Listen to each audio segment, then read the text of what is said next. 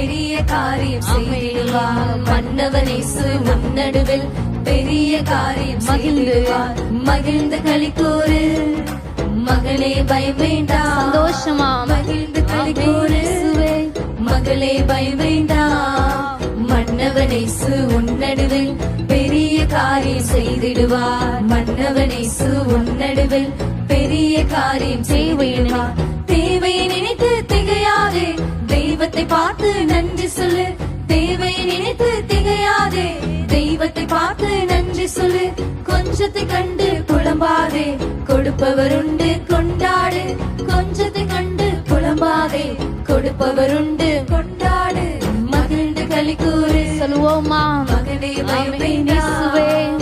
மகிழ்ந்து களிக்கூறு ராஜா மகளே பயம் வேண்டாம். மன்னவன் இயேசு உன்